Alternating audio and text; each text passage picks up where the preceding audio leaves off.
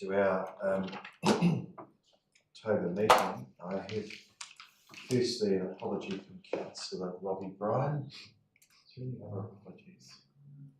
I know that Joan had to nip home, So lateness for Councillor Ward. So with that, someone here to move those apologies. Moved. Councillor Redmond, seconded Councillor Blackie. I'll put that. All those in favour, please say aye. Aye. Contrary, declared carried. Conflicts of interest for today. Councillor Fulton. 7.6 million Hospitality Fitness Trust loan holding room. Thank you. Any others? Yes, item 7.7 and 17.5 due to district plan considerations. So, okay, so with those two, so there's three conflicts. Any further? So they're noted there, thank you. And for reporting in the minutes. Any acknowledgements today? I did mention in an email that today we have Robin and Vicky Brown joining us at 3 o'clock. I'll be presenting to them a business award today. Ordinarily that would be at the Community Service Award, but Vicky wasn't available, but Robin was. I thought we'll do it together today, and we'll have an afternoon tea with them to follow. That I've outlined there's another item today which is in PX. There'll also be an item that Mr Brown's going to brief us on with regards to Southbrook Sports Club, also in public excluded today. Right, which will come up a bit later. Right, so we come first now to confirmation of minutes. First there 4.1, which is pages 15 to 36. Someone here to move. Councillor Fulton, seconded Councillor Cairns. Who wish to speak? Thank you. Thank you. I'll put the minutes. All those in favour, please say aye. Contrary, declared carried. Just before we move on, my computer's decided to lock me out. If we're going to hard copy of today's agenda. Sorry, just decided to. No trouble. I think We haven't got a full agenda, have we? not normally, no. We don't normally have a printed full agenda. And we might need to get someone from IT to come and sort them out.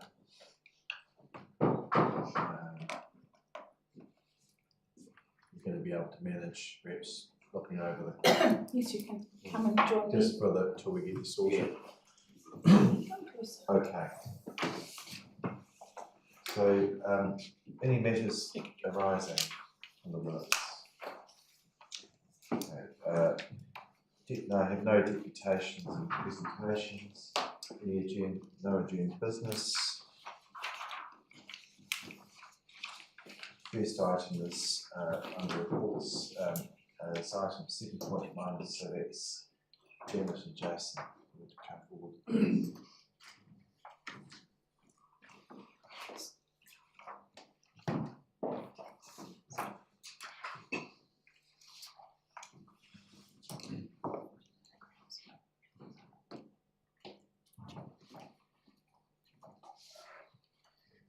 Thank you. Just if you want to take us through the summary, just when you're ready. Thank you. Good afternoon. This report is recommending the adoption of the Stormwater Drainage and Watercourse Protection Bylaw after consultation through the special consultative procedure. So we received just one minor submission. The council staff, when implementing the bylaw, will have some discretion to approve the use of the aggregate 80/20 that was requested by the submitter, as long as the discharge standards into the stormwater network can be met by whatever alternative erosion and sediment control methods can be used. So that would be the summary of submissions. So did you have anything, Jason? No, nothing further to that. Thank you. Questions of colleagues? There's a series of recommendations. Some of prepared to move? Moved Councillor Williams, seconded Councillor Goldsworthy. Councillor Williams. Not all vote against the report. Any further comments? Thank you for that. Thank you. Any further comments? Right of reply if you wish, Councillor Williams. I'll put the recommendation. All in favour, please say aye. Aye. Contrary, declare it carried. If we keep going like this, we'll be doing well. We're finished for the agenda. Better get Robin in early. Okay, so next is 7.2, which is the adoption of the Northern Pegasus Fund bylaw. Sylvia, who was chairing the panel for this? I might invite you if you wish to make any comment after staff has spoken. Yes, thank you. Good afternoon. Northern Pegasus Bay Bylaw 2024 has been prepared following the request from Council at the meeting in May 2023 for public consultation on the current bylaw. Staff reported on the bylaw to Council in November 23 and then in May this year, each time prior to a round of public consultation. At the meeting in May 2024, a number of key changes were proposed for consultation based on feedback from early engagement carried out during the summer of 23-24. The level of engagement and submissions received from consultation of the draft bylaw led to a number of changes that are proposed in the bylaw today, many based on proposed changes from submitters.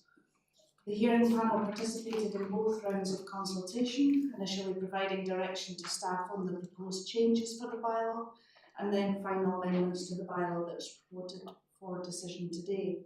During the consultation process, the hearing panel made a number of observations. The panel acknowledged that many of the submitters are guardians of the beaches that seek to uphold the values and enjoyment of the area. The importance of bird life in the Ashley-Wakahuri estuary noted that although submitters often advocate different views on the bylaw and proposed changes, there was general support and acknowledgement of the estuary's ecological and environmental importance. Recognising that there are multiple impacts on wildlife and bird disturbance in the estuary and surrounding areas, not just dogs. And they also acknowledge that the bylaw attempts to manage a number of issues that would be better served by an environment management plan.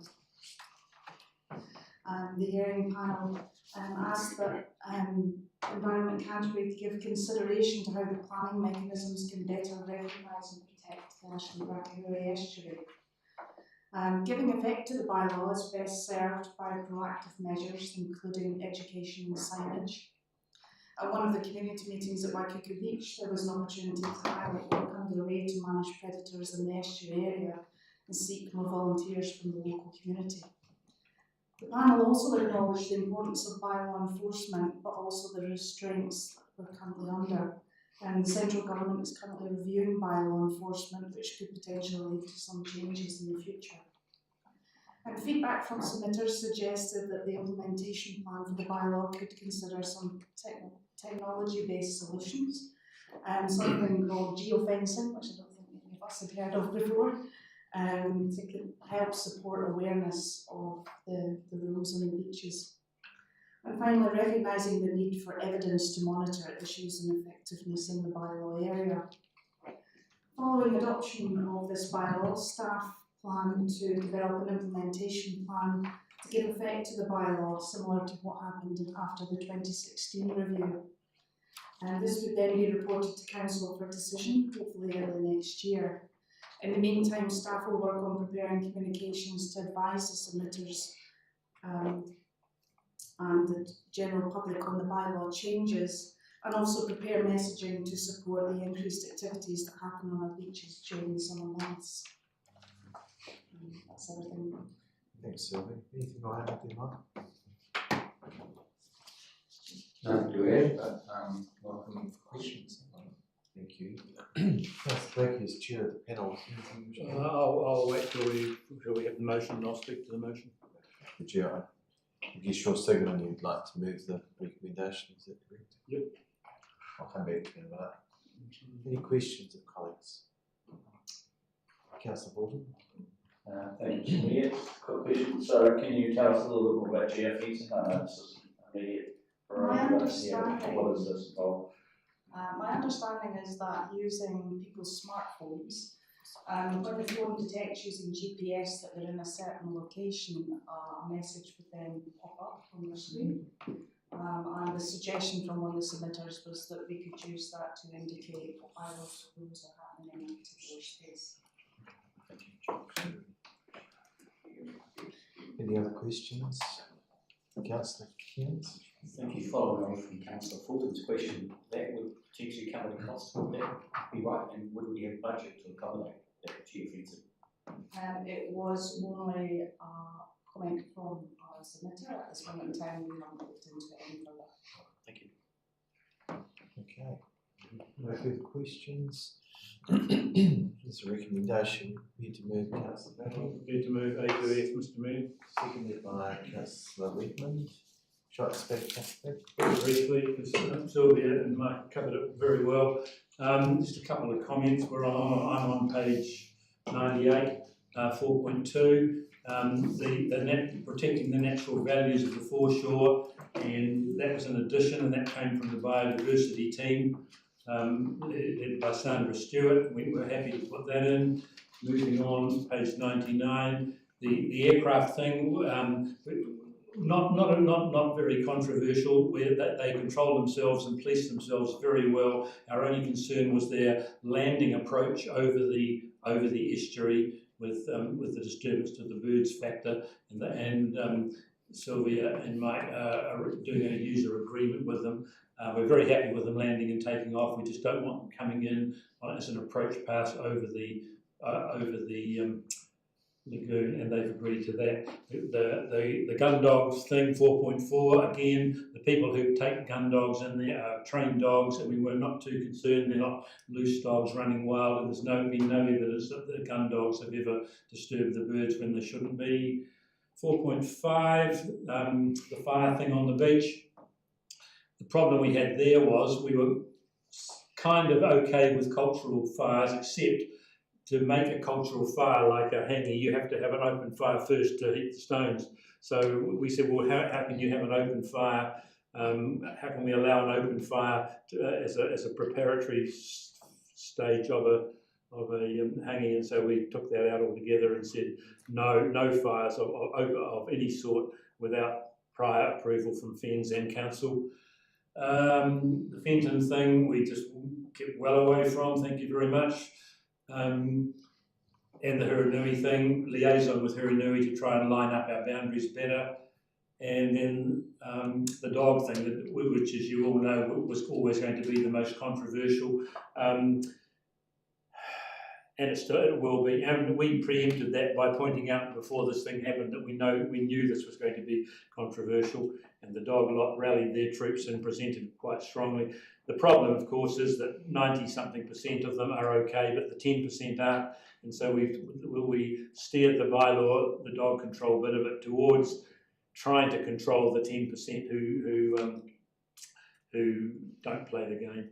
And hopefully it'll work. I've already been told by people that they have no intention of complying with this new bylaw, having dogs on a lead on the spit. They've said quite openly, you can put it where the sun don't shine. I've done this for 40 years. I'm going to continue walking my dog off a lead. But that be that as it may, at least we've got something in there now which hopefully sets the standard, and it's probably an intergenerational thing. It'll take 10 years for it to soak in that the birds and the fauna and flora have equal rights, if that's the right word, with the dogs. So the dogs need to be on a leash on the seaward side of that spit, and that's pretty much us. Thank you. Thanks, Councillor Blackie. Councillor Redmond, do you wish to speak? Thank you, Mr Mayor. I'll just endorse Councillor Blackie's comments. All of them? All of them.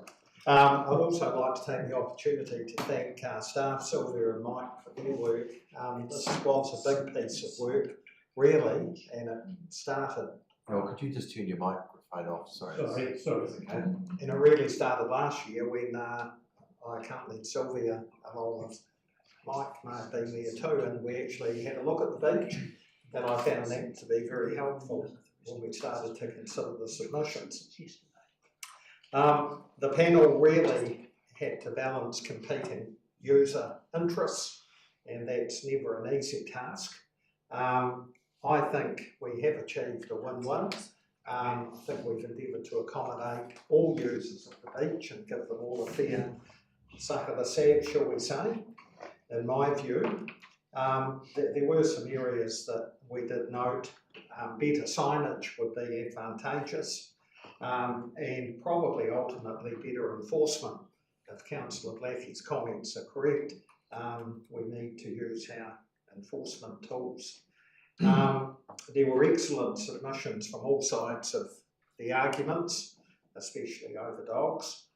We had good submissions from the fishermen's group, the recreational aircraft users, the river care group, and the game dog people. I forget what their group was called, and there were others, and they're actually interesting and very thoughtful submissions. So in some ways it made our job easier to have sensible submissions. So having said that, I'm very pleased and would encourage colleagues to support the recommendation so we get this bylaw adopted. Thank you. I'm also going to support the adoption of the bylaw, and I just firstly want to acknowledge the panel and our staff, and I realise this was a huge amount of consultation and drop-ins that were undertaken. Interesting terminology by some of my colleagues this afternoon, suck at the sab. I think that means compromise. I'm not going to, and something about the sun, which I'm not really going to refer to again, but I think the thing about having been on the original panel for the first bylaw is it's been a progressive step over many years, and we've achieved a lot over that time. And to an ideal state from where we started, it's been, I think, one that we can turn to as one of the real successes, is how we've achieved a lot in that time. And I think the compromise, as has been mentioned, around going out with an original which didn't have dogs in that part, and having that leashed, I think, thank you for listening to those points. I was lobbied fairly heavily on that by a number and one who took me out to the beach to observe for myself, and having lived out there and enjoying that space myself, I certainly understood the points that were being made. We may well be right around compliance, Councillor Blakey, but as you say, we've got to start somewhere. And obviously if that doesn't work and it continues to become an issue, then we will need to consider that in the next iteration of the bylaw. So a pragmatic step that recognises where we need to be, I think, is where we've landed here on one, and I'm comfortable of supporting. We are going to discuss a bit later on in the agenda, which is around four-wheel drives, the access to the Ashley River, and I similarly want to just endorse the approach that's been proposed there, which is to work with the groups to come up with the right answer. You go full step to banning in the first instance, then we won't get compliance, and all we end up is a punitive step rather than working towards ultimately getting compliance and getting groups to work with us and through education to deter certain behaviours. So this here is a really good step, and I just thank our staff for all the work that's been done, engaging and also working with the advisory group down there, and just again thank the panel for their work and endorse the direction we take. Any further speakers? Private reply, Councillor Lee. Just to say, I forgot to say, obviously Councillor Redmond was on the panel. Jason Goldworthy, thanks for your input, and the other two members were Tim Bartle and Shona Power, Community Board members. Thank you. With that, I'll put the recommendation. All in favour, please say aye. Aye. Contrary? I declare that carried. Thanks again, Judy. Marcus, all good. It was remiss of me, and at the start, and under acknowledgements, at the start we should have mentioned our new father at the table. So Councillor Gold's really welcomed a few weeks back Pukera the world, a brother to Manawa, who I understand settling in well. And in true Jason fashion, I think Amber had given birth on the Wednesday, and he was at the Civil Defence Conference the next day. So thank you, Jason, for that commitment. So, but anyway, it's lovely that you've welcomed a new little one to the world, and hopefully settling in well. Thank you, Deputy Mayor Atkinson, for reminding me. All right. Next is 7.3, the temporary closure of Tuahima Road. Just colleagues, the issue I raised before around the full drive access, which was a later report, proposing we deal with that straight after 7.5. So it would be between 7.5. So it'd be just before the scheduled 7.6. We'll do that there while our writing staff present with us. So, Jerry and Joey, thank you. Welcome. Thank you. So I'll actually just take this report as read. It is really a procedural matter. Normally, if it was undertaken under the Transport Regulations Act, but just due to the time frame, we're not able to achieve that, which is why this report is in front of you today. I'm happy to take any questions. Okay. Questions? Have a move, Mr. Mayor. Move by Mayor Atkinson, seconded Councillor Ward. Wish to speak? Oh, this is, I suppose I want to say it's not unusual. It's been done before, and you know, I mean, in fact, in event organising, I've used it myself to for expediency, and particularly with ECAN around river carnivals. We seem to forget to lift the speed limit on the water and do it 7 days beforehand, which causes huge turmoil. So it's not an unusual thing to happen, and needs to be done. So I support it. Thank you, Councillor Ward. And I similarly support, this is an operational matter normally, but it's just around timing, and it's a significant event in the district, so it makes perfect sense to undertake this. In fact, I was meeting with a major party today.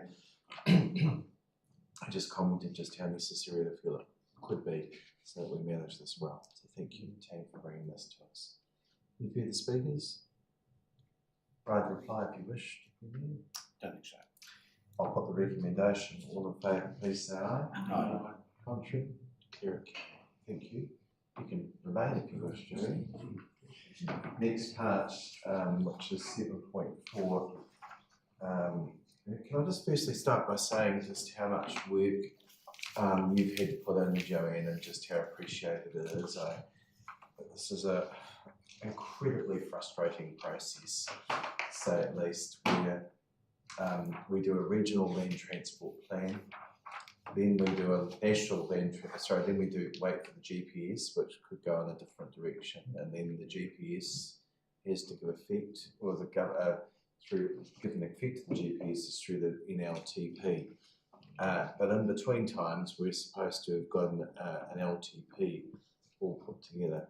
The process of is completely broken, and one that we are raising regularly with government. And when Simon Bridges is here, it's a point I intend to make strongly with him around the process, because it just means our staff have to go through an incredible amount of work, and just to acknowledge you and the team for all that you've done pulling this together. So thank you in advance. So Joanne, I'll open the floor to you. Thank you. Yes, it's a very complicated process, unfortunately. So this report details the outcomes of the National Land Transport Program, particularly for the areas of our continuous program, which is maintenance, operations and renewals. It includes footpath maintenance, it includes road safety. So the difference between the funding which Council requested as part of its bid and that which was approved through the NLTP is $9.2 million. council share is available of that, however that does leave us with a shortfall of $4.7 million, which is the 50% and LTP share. So we've worked through some different options, and the proposed approach in front of council today is to set budgets to utilise the approved NLTP fund plus council share. This would result in no impact on rates. I do note there will be an impact from this approach, and particularly in areas where funding has been significantly reduced, such as footpath maintenance and renewals. There may be situations where we're looking to push renewals out, and there may be situations where we are doing upgrades such as curb and channel but can't do the footpath at the same time. This proposed approach does allow for the Cycle Sense program to continue through to the 30th of June 2025 as at a reduced basic level of delivery, which would be in school only with only 2 staff. And the council would then have the opportunity to further consider delivery of the program and these issues at the next annual plan. Probably just add 2 things. Firstly, it's important for staff to have a direction from the council today, because we're already well into the financial year, and the main reason we need to get this in front of you as soon as we had the NLTP is so that we can continue to carry out our maintenance operations and renewals, which are a very core part of our job. Second point is you do have the opportunity to reconsider these issues for the second 2 years in this 3-year period as part of the annual plan. So that's noted in the recommendation. Thank you, and that sort of, that point there that just made is in line with the, I guess the feedback through the recent workshop council had, which was to put forward a program that we needed to endorse, but the discretionary items as such would come back to the annual plan process, and they would be considered there, that which includes the Cycle Sense program as one of those. So that's effectively following what we requested as I read and understand of that.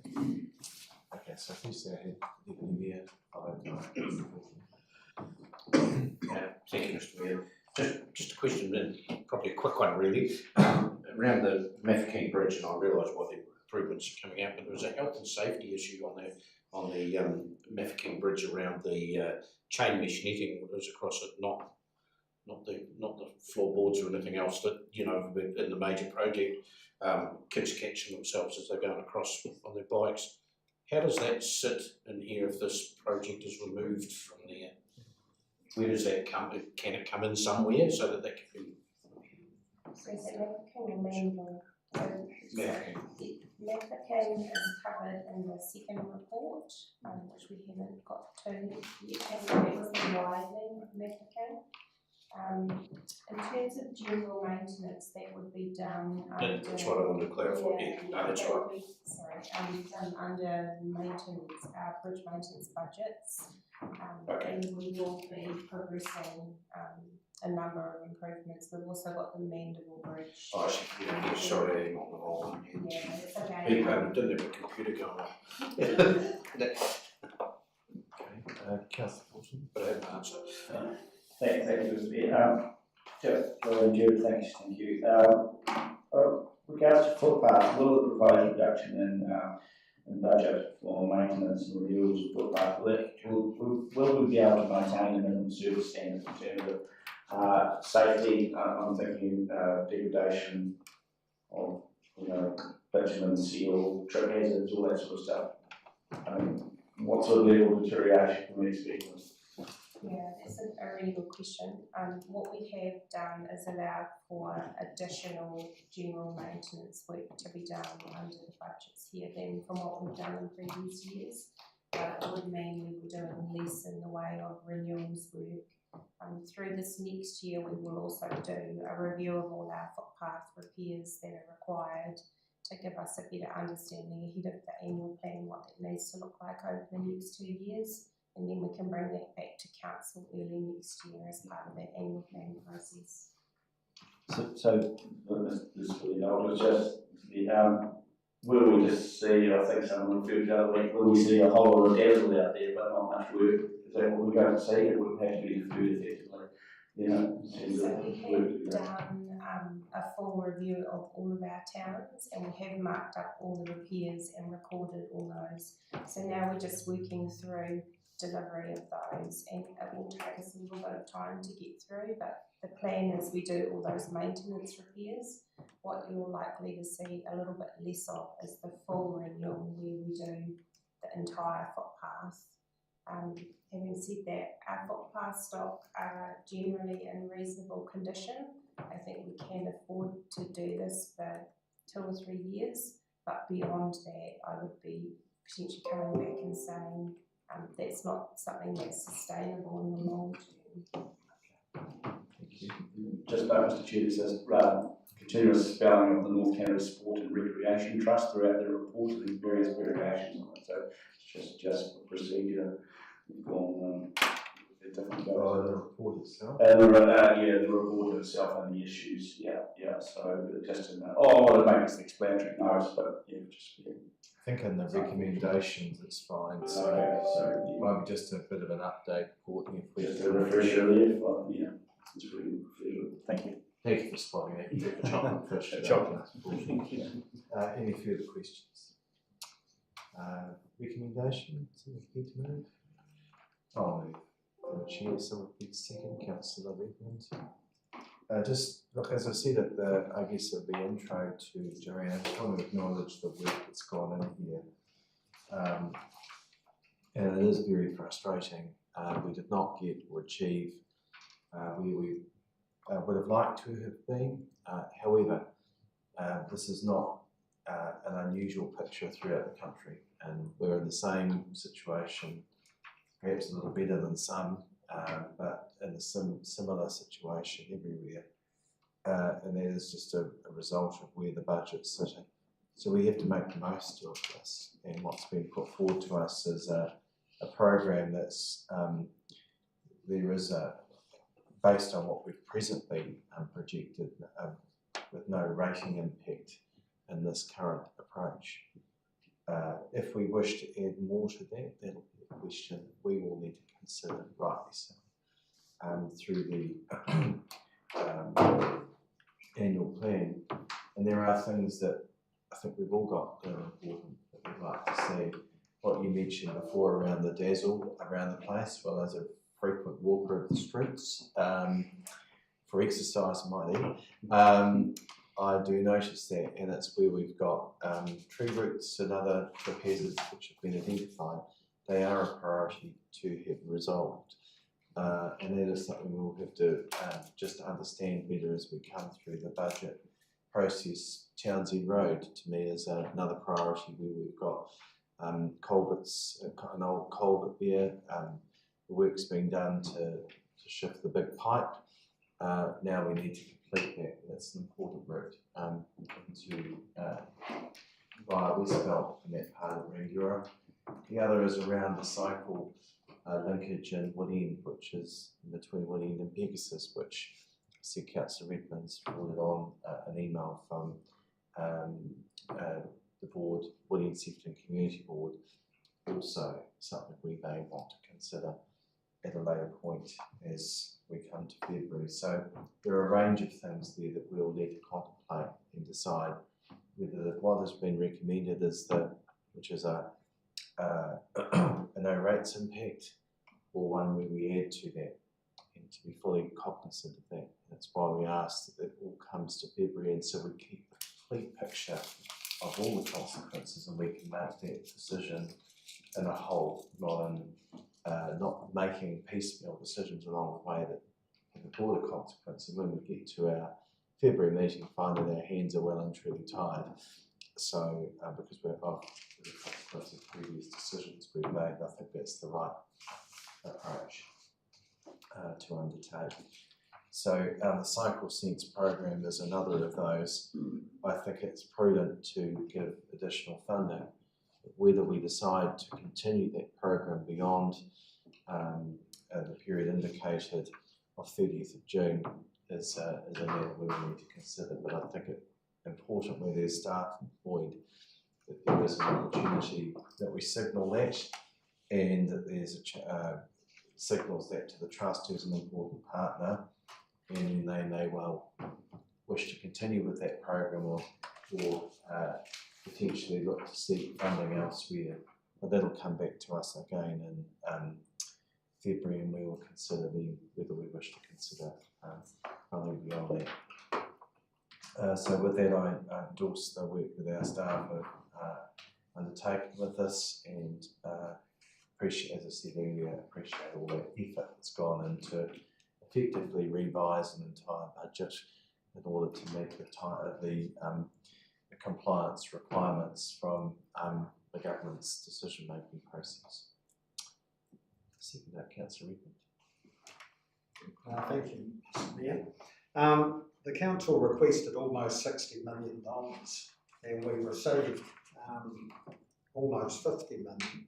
That's over a 3-year period, so we do have a significant funding shortfall of about $9 million over that period.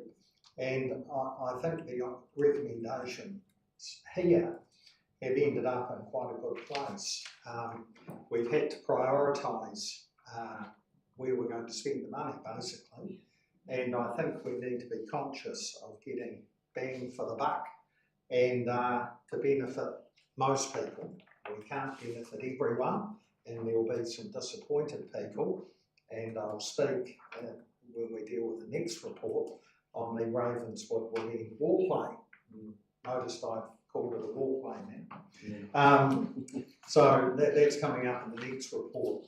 So this is never going to be perfect, but I find it rather ironic that the government is putting us under pressure to deliver more infrastructure, more roading, keep the rates down to a very modest figure, but at the same time reduces funding.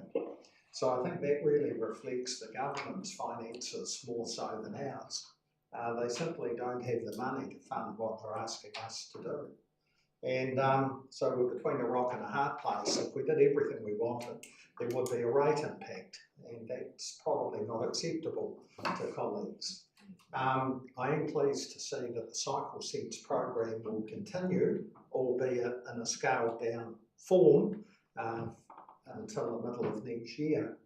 I think that's quite important that we retain the skilled staff that operate that program under the auspices of the North Canterbury Sport and Recreation Trust. The main thing, I guess, here is, and why I'll be supporting this, there are hard choices, but at the end of the day, there is no rating impact. So we're not going to make the increase higher than it already is. So it is what it is. We would have liked better, but I think we are cutting our cloth to suit the circumstances. So thank you for all the work that you two have done on this, because it is a moving target, and you move something, you get a consequence somewhere else. So thank you for your work. Thank you. Any further speakers? I'm not going to respond to the eloquence of Councillor Redmond. I agree with his sentiments. So I'll put the recommendation. All those in favour, please say aye. Aye. Contrary? Carried. Hello, Wendy. All right, thank you. So we'll now move on to the next report, which is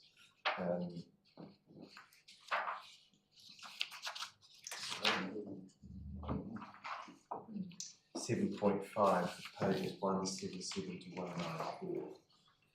Thank you. Thank you. So this report is related to Council's funding bid for our road capital projects. So these are generally projects of a larger scale, but under $2 million, which sit within the low cost, low risk area. As noted in the report, the bid that we put forward was $18 million and funding approved through the NLTP was $700,000, so this was a substantial gap.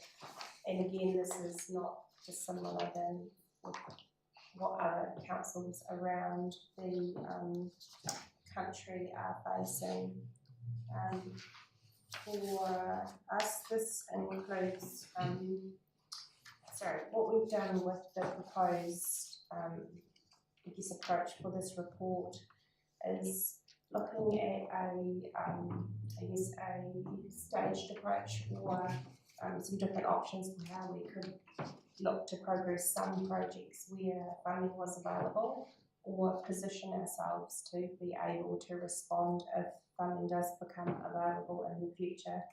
So this included recommending that a number of projects are moved beyond the 3 years of the NLTP, delaying some works to be considered as part of the next annual plan, continuing with the design only on a number of projects so that we are positioned to be able to respond if funding does become available, and topping up where there's a shortfall for our minor safety program, which is one of the important pieces of work that we do deliver around the district.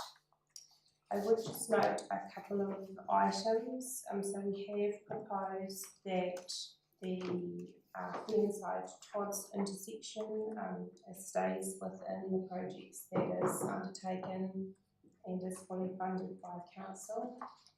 Townsend Road at this stage we have noted as being considered as part of the upcoming annual plan. The Ravenswood cycle connection, which I know has been raised as an area of concern.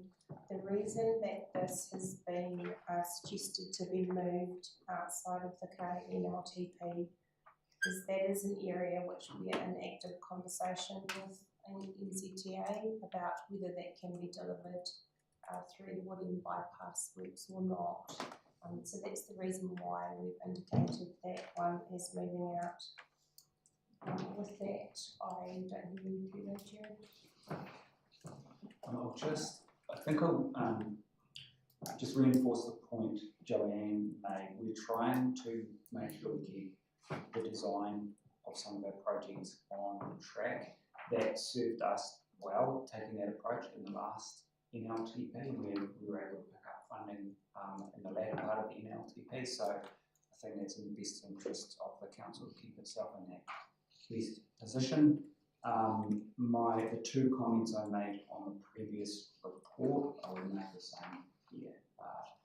This sets us in the direction for the 3-year period, gives us certainty for the current financial year, and we will have the opportunity to consider this as part of the next 2 upcoming annual plans, and also an opportunity for you to consult with your community on that.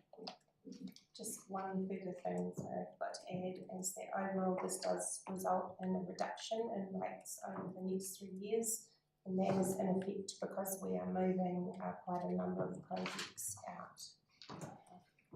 Thank you. Happy to take questions. Thank you. Just firstly, the under C, which is the Fernside Road, Todd's Road intersection you're proposing, is that because of the new Sutton Tools building that's going in at that intersection? Is that why you're proposing that stays in?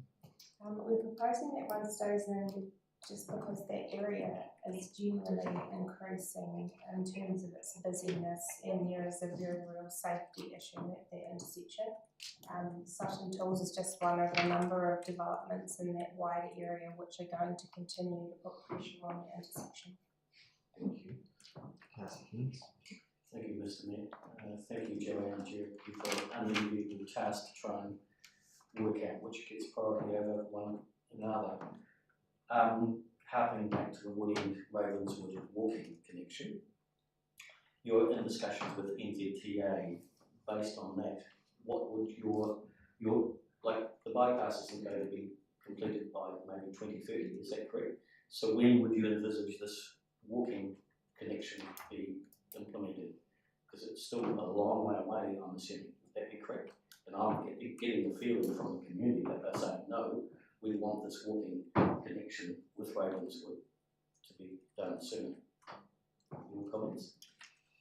We are working closely with NZTA and they are trying to get this project moving as quickly as possible. Yes, I agree, it's not going to be within the next year or two that we're going to see the bypass built, so it will be some time. Well, I guess we are just trying to work with them though and understand what that timing is. There is an option for council through the annual plan to consider bringing budget forward or carrying out the work unsubsidised themselves, if that was something you wanted to think about at that time. But I think that would allow us to have some more information for you to be able to make an informed decision at the time. That's lovely, thanks. Thank you, Councillor Fulton. Thank you. I see I've answered my own question about the Leeds building letter rules, that's good. But just below it, I noticed the Mulcox Road and Burnside Road rail crossings. Can you give us any light as to what has enabled that to progress? We tend to find it difficult with rail crossings across our district. What's the determining factor there? Because I know there are other crossings that we've long tried to sort of deal with. We have NZTA coming to talk to council in the next week, I believe, about a number of items, including Lionside Road and where that's sitting in terms of NLTV funding. It's not a big budget. That really would just allow us to carry on and have the conversations with NZTA, Kiwi Rail, potentially consult with the community. So it isn't a big budget to allow for major improvements. It's really just carrying on with the work and the conversations that we've been having and trying to come to an agreement or a resolution on how we should treat those intersections going forward. Thank you. Thank you, Councillor Redmond. Thank you. Joanne and Gerard, what would be the impact if the Ravenswood Wood End walking path, shared path or walkway was shifted to A and implemented? What sort of cost and impact would that have? Is there a little bit of fat in the system to cover it? I think it's, I'll answer it a little bit differently to what you're probably expecting. I think from a practical perspective, it would be actually very challenging for us to deliver it now. There's a few, we really would like to have a bit more certainty about where NZTA are going with the bypass, and even just in terms of some of the configuration. And I think the best, if the council was of a mind to want to progress that, we could have that. It would be much better time to have that conversation at the annual plan that's just coming up. It's actually we're going to be getting into that in February next year, and I don't think deferring that decision isn't going to slow up the actual construction, because we wouldn't be in a position to construct it this financial year anyway. Right, thank you. Councillor Bacon. No, I'm clear now. My question was about the railway crossings, and Joanne's indicated that's an ongoing discussion. Thank you. Councillor Williams. Yeah, it's a bit of a hard job here, but mine's about design of some of these projects now. Is there any foreseeable problems that could come to design something now and technology change for building around about and all those things that we could likely get caught with, and a more of a modern design come up in the future, that we've already spent a considerable amount of money on design now, and they may be obsolete, because some of these jobs could take, the designs could sit there for quite a few years, that's all. So, technology does improve and methodology does improve, so what's the scenario there? Yeah, it is a good question. It's interesting. The technology that you use in terms of I suppose the physical intervention you're doing, you've referred to that. There are other things that could potentially change. Standards would be one. The sort of road safety standards, construction standards, that could change. Also, just if you're going out for a long enough time, there's the kind of transportation that people are using.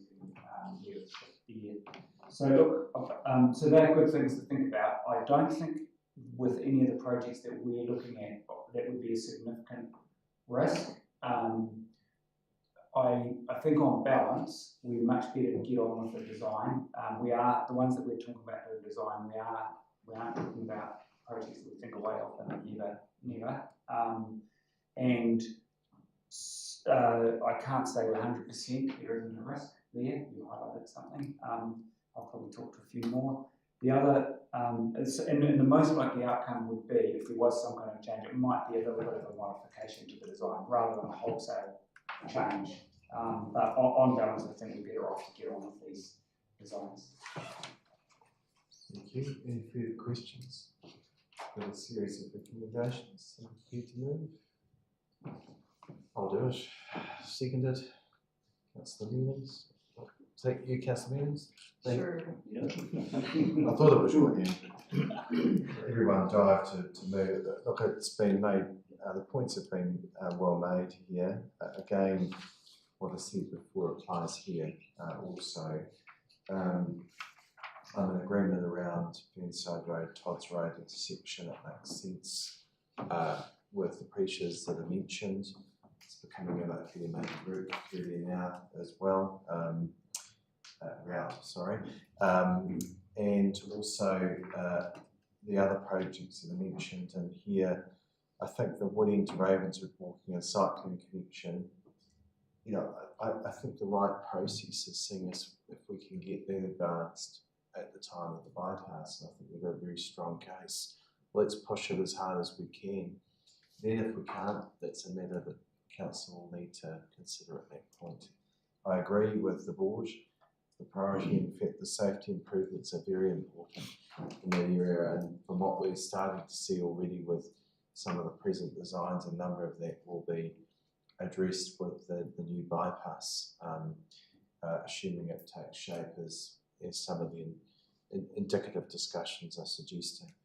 That project is moving at pace. What we, which is really good, but what we are having to also manage is what's left over and what's returned to council. And if it's a toll road through there, the consequences that may well have on our district.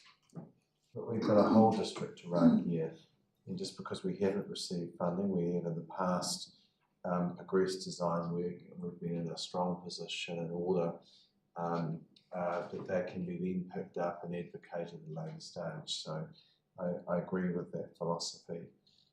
But again, it's there'll be further consideration for us all when it comes to February. So I support the budget as prepared, and thank again Joanne, Jared and the team for their work.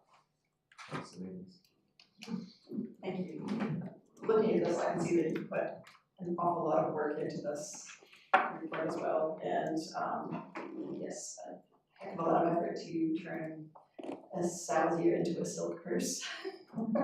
So I thank you for that. I do appreciate that what you have proposed in front of us here will put us in good stead should we later on be able to actually get funding later. So to throw one more cliche into that, you've hedged our bets quite nicely with this. So that's really all we can ask. And you know, we wish that the funding situation wasn't what it was, but it is, and I think you're doing a really good job with it, and I'm happy to endorse it. So thank you.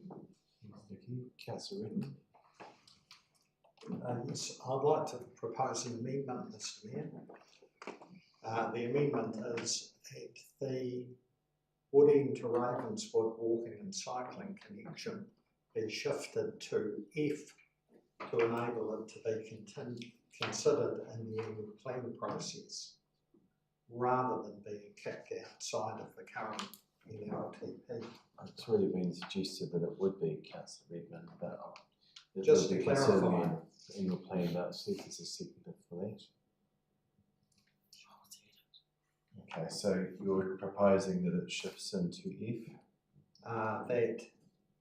That the Woody, Ravenswood, Cycleway and Walkway get shifted from G to F, which isn't a commitment, but would enable it to be considered. So you've got a seconder and Councillor Wood, do you wish to speak? Just really, it's a clarification based on what Gerard indicated, that it could be further considered in the annual plan process. The way this recommendation is worded, it wouldn't be in terms of the recommendations. It's outside the current 3-year period. So the Wooding Sefton Community Board would like it to at least be considered as part of the annual planning process, where it'll be competing with other projects, no doubt, but at least it'll be on the books and up for discussion. Thank you. Yes, I'm very happy to have this considered, and I think it's pretty important that we can fit it in. It's quite urgent that we provide safety for that connection from Wooding to Ravenswood. It really is as high as you, and it's something that we should correct. It shouldn't be such a biggie, but I'm sure as soon as you can fit it into the program, it would be helpful, I'm sure, and I'm sure that the residents of that area, and there's also other people would really appreciate it. So I will support that. Any further speakers? Okay, I'm not going to oppose it because it's, to be honest, it's what we already had stated anyway, but for the purposes of clarity, that's fine to have there. It's part of will be considered as part of the coming annual plan process, but we do want to make sure, as I said before, that we go really hard with NZTA on this because it's a project that they should be considering as part of it. So appreciate the board's priority. It's also important to myself. I often, and we've been a number of us have been at meetings where it's been raised, so it's a deficiency. Not opposed to us considering that. There's a rating consequence if we do advance that, and it's something we'll need to consider. I really would like to see us advance it as strongly as we can with NZTA. Realise that you're not suggesting that it is fully funded necessarily, but it's part of that annual planning process. Okay, any further speakers? Councillor Hughes? I'll be supporting the amended motion because effectively it's just saying that we can be considering as part of the upcoming annual plan process, and at that time Joanne and Jerry will be able to come back to us and give us some informed or give us information with regard to the discussions with NZTA. So hence the reason why I'll be supporting the amended motion. Thank you. Any further speakers? So I think we'll just put the recommend in this. I'll just put that now. So on the amendment, all in favour of the those in favour of the amendment, please say aye. Aye. Okay. Okay, that carries. The amendment now becomes is added to the substantive motion. Any further speakers now to the substantive? Further speakers to the substantive motion? Okay, I don't think I need to respond to that. I think there's been adequate discussion. I'll put the recommendations. All those in favour, please say aye. Aye. Contrary? Okay, that carried. Thank you. Next we're going to deal with is the four-wheel drive access to the Ashley Waimakariri River, and I will provide an update to that because I had a meeting yesterday. So Gerard, do you wish to speak to that? Yes, but first of all, apologies for this coming so late in the agenda and missing the main agenda. This is what on the face of it appears to be a really simple request for road closures, but it's actually quite a challenging issue with a lot of parties and moving parts.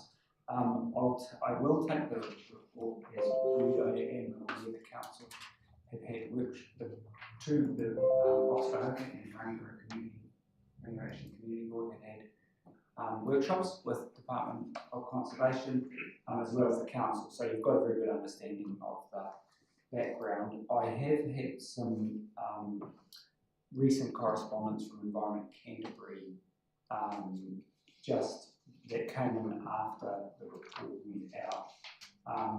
Basically, I think the key points from that is, look, Environment Canterbury have got a lot of experience in dealing with this issue in the part of the river that they manage downstream of the confluence in terms of protecting birds. They do support the protection of native birds, but I think one important point they make is it would be very difficult to block four-wheel drive vehicles from the upper river completely. If we do block these main access routes, people will still be able to make their way through other tracks. And look, they've got experience in this, so that it's really helpful to get that. And I think that actually reinforces the recommendation as it is put to the council. They very much express a willingness to continue to work with us as they do. So the council has actually worked with the Ashley Rakahuru River Care Group, DOC and Environment Canterbury in the past. And they also are making some offers to help, not only in terms of the engagement that's suggested in this report, but also just in terms of operational ways of managing this with signage over this coming summer period, and they're making their staff available, particularly leading up to things like Crate Day and that sort of thing. So I won't add any more. I'm happy to take any questions.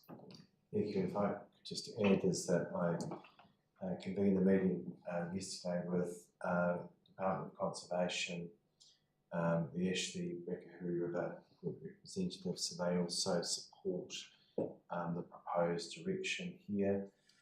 I also had a meeting this morning with police who would have been concerned if we'd have adopted a stance different to this without everyone being at the table, including, importantly, Environment Canterbury. So what I'm proposing to do, and I worked with the groups yesterday, is that we will stand side by side shortly. There will be a joint statement that goes out to make it very clear that some behaviours that occur are not desirable, and that really they need to factor that into their consideration and care of this area, particularly through this particular season.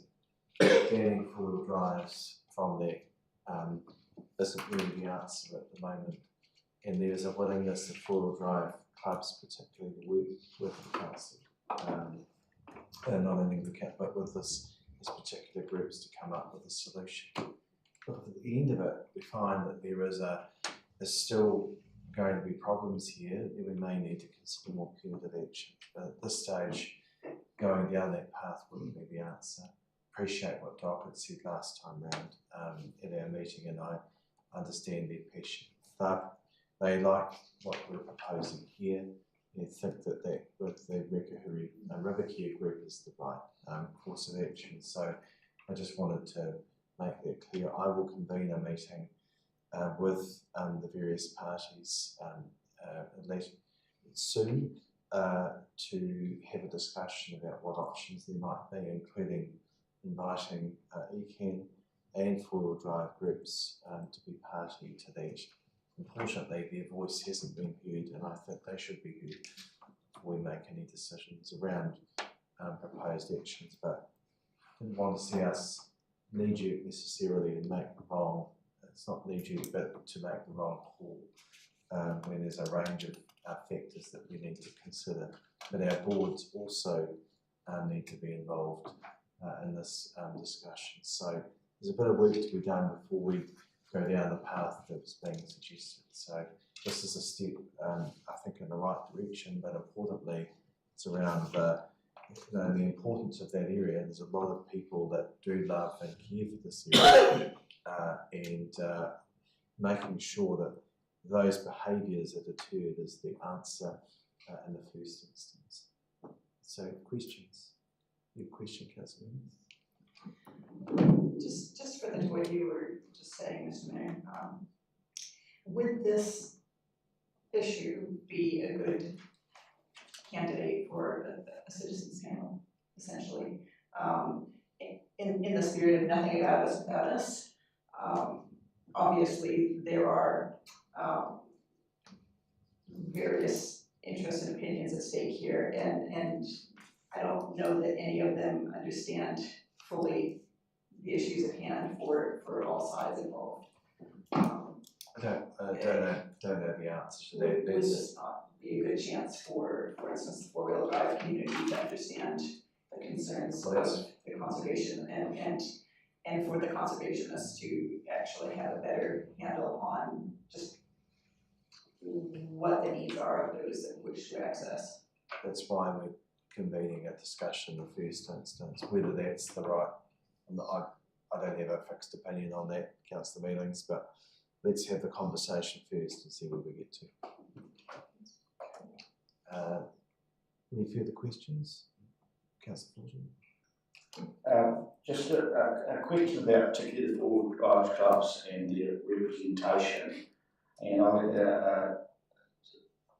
is it our understanding that they will or can only represent their members? But we can have that conversation with them and they say, well, we can only do so much with our members. Or are they a representative advocacy group? Are any of them representing or purporting to represent a wider group of four-wheel drive recreational users? Because it's quite an important question when we're asking them to manage the behaviour of others. Really good question. I actually don't really know, but I do know lots of people drive four-wheel drives, and I don't think the people who come on crate day are necessarily the same people who do the organised trips. I agree with that. So, and then there'll be other individual people who get access up there. So I think it's far more complex than just going to the four-wheel drive clubs. It's more, and there'll be other people in the community who aren't even four-wheel drivers who I'm sure are going to have a view on access and recreation. So it's a similar question that we've confronted at Pegasus Bay and other areas in the past, is that when we have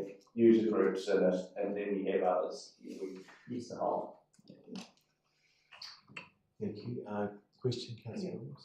I'm just wondering whether it's appropriate to add in the Pegasus Weed Community Board as well, because some of the that really be concerned is in the area as well. Yeah, well, to be honest, add into the recommendation.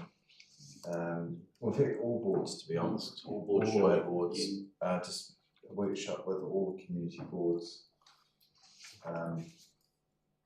In fact, we had a discussion with the community board chairs and deputies last week, and they certainly all expressed an interest. So I think all boards would be appropriate, Councillor Williams. So any further questions? There's a recommendation of the justice moved by Deputy Mayor, seconded. Councillor Cairns, do you wish to speak? Well, just to say, look, I totally agree with the rhetoric that's here. I mean, I'm not sure that I particularly like the strong words in the recommendation of instructs. I think it's staff to encourage, but I can't really instructs is an interesting word. So there's three recommendations there. However, it's there, and we'll go with it. But look, it's the best thing to do is try and get everybody around the table. As I say, the Pegasus bylaw is a very good example how over time and over lots of discussion with lots of people, you can actually get a result. Some will never ever be happy with it, some will always be happy with it, but it's never going to go everyone's way. So I think that the discussion around it is the only way to do this and do it properly. Councillor Cairns. Thank you, Mr. Mayor. I concur with what Deputy Mayor has just said, and I would only add in that it's a difficult task getting community feedback and trying to then come back to us with a balanced view. So good luck and best wishes for doing that. So thank you. Further speakers? I'll put the recommendation. Mr. Speaker, can I just make sure that all community boards is added to that? Yes, it is. Yeah, well, sorry, you've got that. That's clear. Moved and seconded. I'll put that. All those in favour, please say aye. Aye. Declare that carried. Thanks, Jared. Appreciate that work on that. All right, we're now at 7.6. Goodbye, Timmy. Thank you. Okay.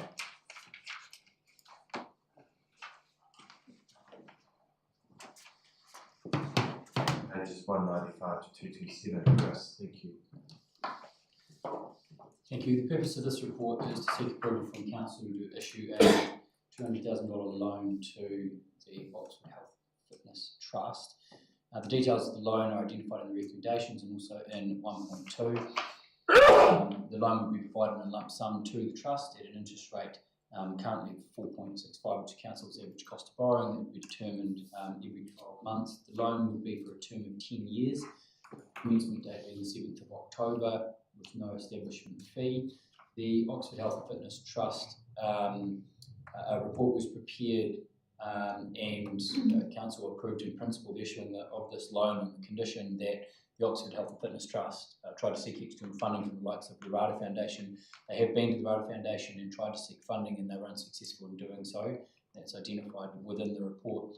They have been able to generate around $55,000 worth of money to put towards the project. They have got a contractor lined up to be able to deliver the work. There are some risks associated with the issuing of the loan, one of those being that the loan doesn't get paid back. Currently, the Health and Fitness Centre they have a good history of doing this. They were successful in getting a Rata loan in the past, and they paid that before the term was up. They lease the building at the moment to the North Canterbury Sports Trust to operate the gym within the building. Their numbers are significantly growing, and the building itself doesn't allow them to provide group fitness classes, which is where they generate a lot of additional members and funding. So we believe that risk, while it is there, is relatively low. So the recommendation is that we issue the loan with the conditions that are identified, and happy to take any questions. Thank you. Questions? Councillor Kearns. Thanks, Mr. Mayor. Just clarity, Chris, the motion is 4.6%, but in 4.11, and also you said verbally the interest rate is 4.65. So just clarity, is it 4.65 or is it 4.6? It's 4.65, the average cost of borrowing at the moment. Thank you. Thank you. Change. Councillor Williams. Just for a wee bit of clarity, is there any private businesses around that runs a gymnasium fitness type in that area that this is possibly like competition against? Not that we're aware of in the Oxford area. They're the only gym I'm aware of that's in the Oxford area. There are others in Rangiora, there are others in Kaiapoi, but not in. So if a private one did start to come in this area, would we be looking at funding them as well below the normal bank rates as well? To be fair. We're not actually funding the North Canterbury Sports Trust to create the gym. We're funding the Health and Fitness Centre Trust to then lease it out. That would, if the Health and Fitness Trust wanted to build this and then wanted to lease their space to an alternative commercial gym operator, then that would be up for them to be able to do that. Cool. And does the Health and Fitness Trust lease that building for any other purposes as well, or is it solely to the North Canterbury Sports? Thank you. Any further questions? Councillor Redmond. Just following on from Councillor Williams, do you know the terms of the lease that the Trust have with the Sport and Recreation Trust in terms of what length or term they're leasing? Not off the top of my head, no, sorry, but I could get that information. I'm sure they'd be happy to provide it to us and come back. I do know that they've been leasing it for a long period of time successfully and growing the membership that they've got in the Oxford area successfully as well. But I'm not sure about the end date of that lease at the moment. Question you could ask yourself, Councillor Redmond, is I don't know. one of the council appointed trustees. Sorry, you're prepared to move. Just checking there's no further questions. Councillor Mealings? Oh, okay. Actually, might be better if Councillor Mealings moves this as the local ward councillor. Councillor Mealings, seconded by Councillor Ward. Thank you. In supporting this motion, I would just like to point out a few facts.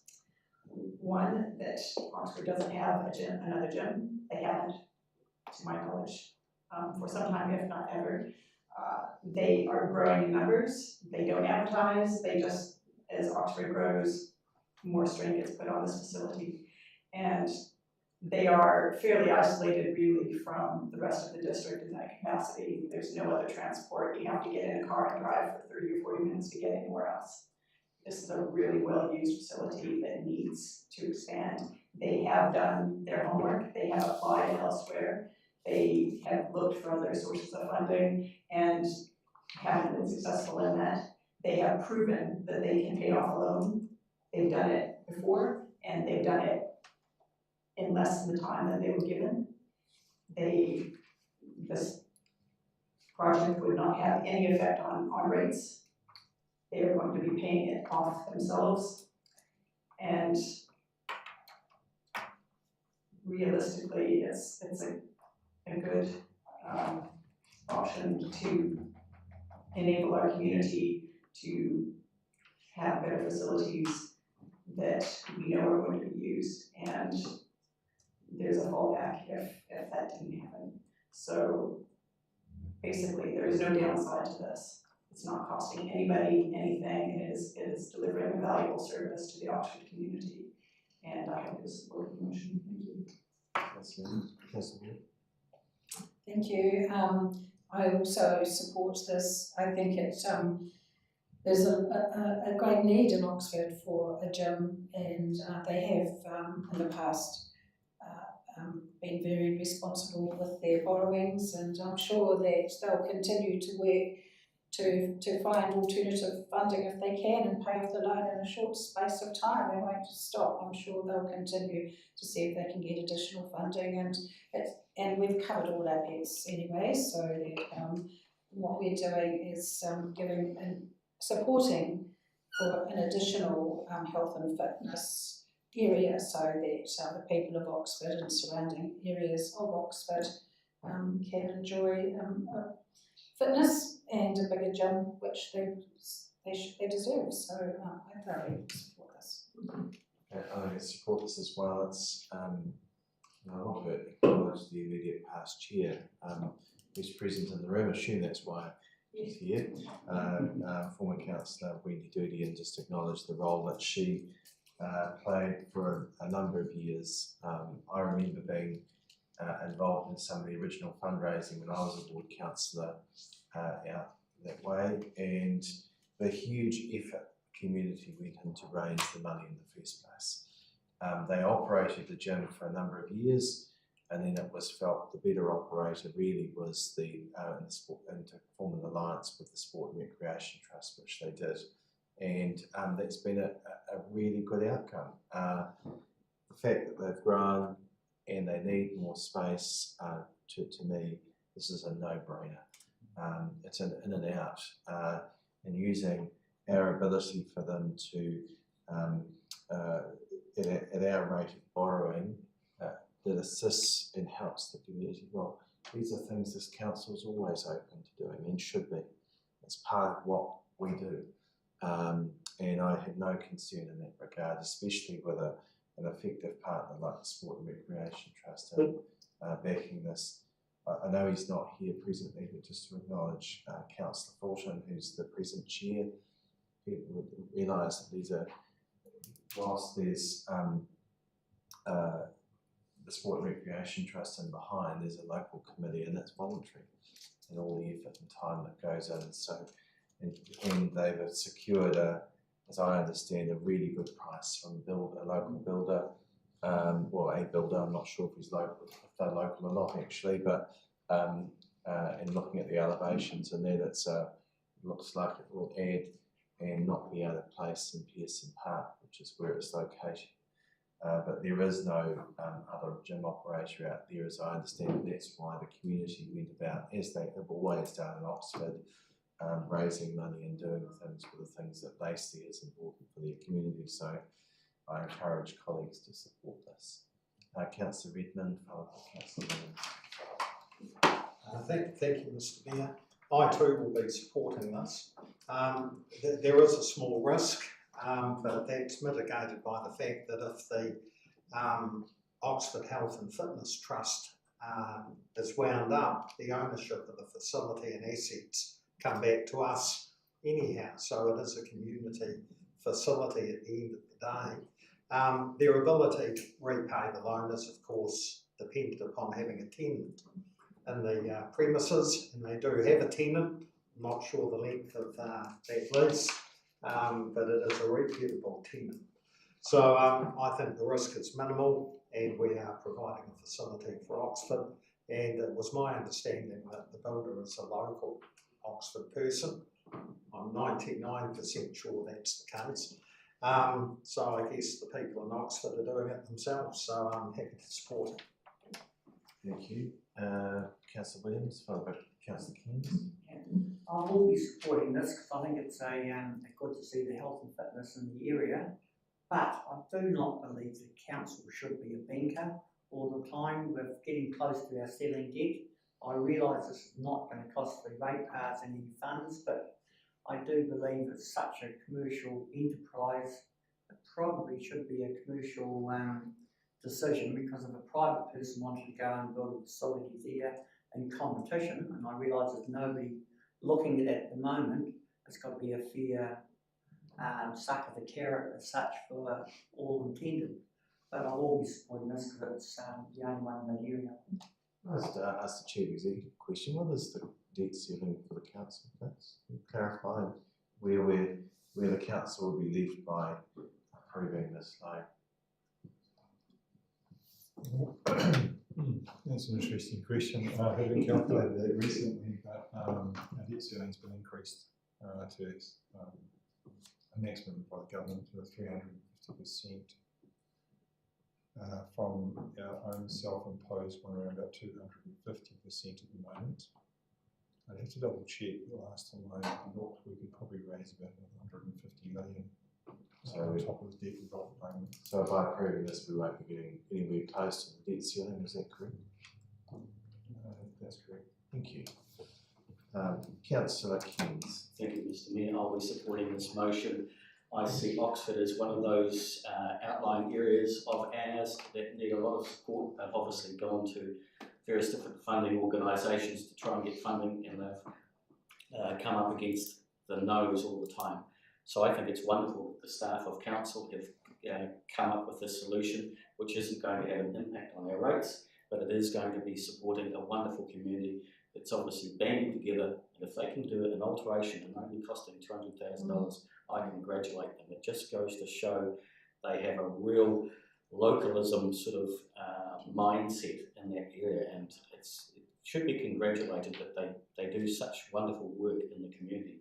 And again, I congratulate Chris and the staff for coming up with this solution and providing them funding. Well done. Thank you. Judah. I'd just like to comment on this. Sorry, no, you've already spoken. Thank you. This is not an opportunity for comment. Thank you. Sorry, you had the second go on it too, so. No, I asked a question. Thank I was you. just going to ask a question as well. Well, is it a question? You said you had a The comment. question would be on. Excuse me. You said you had a comment. Is this a Oh, question? the question for the Thank CE. you. Yes. So what likely would be our debt in 2034 ceiling situation when this loan is still current? We'd be in a better position in 2034 based on our debt to revenue. It's actually a lot better than what it is today. The forecast when we did the LTP was to take into consideration the affordability in the district at the time, and if you remember rightly, we took out quite a lot of CapEx program, which we prioritised to try and get those margins down to keep within the AA rated council. So I'm just quickly looking at the numbers at the moment, and our debt to revenue is sitting at 166%, so we can actually go to 350%, which is more than double what we've got at the moment in debt. When we get out to 2034, that ratio goes down to 134%, so we're actually in a better position in terms of our debt to revenue. So we've got quite a large headroom here. Thank you. Thanks for clarifying this. Okay, any further speakers? Councillor Finish.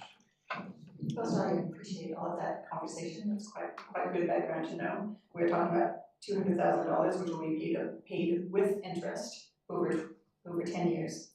And I neglected to mention that the trust has already saved $55,000 towards this. They're employing local labor and they're providing for the local people.